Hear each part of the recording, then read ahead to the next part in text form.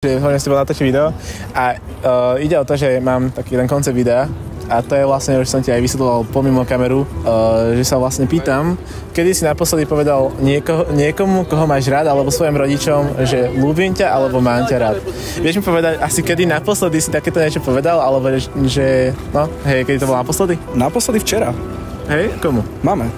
Tátka nemám. Čiže to trošku chápem, lebo ja asi nemám maminu, takže chápem to presne. Ale bolo to akože len tak randomne, alebo bola to nejaká akože...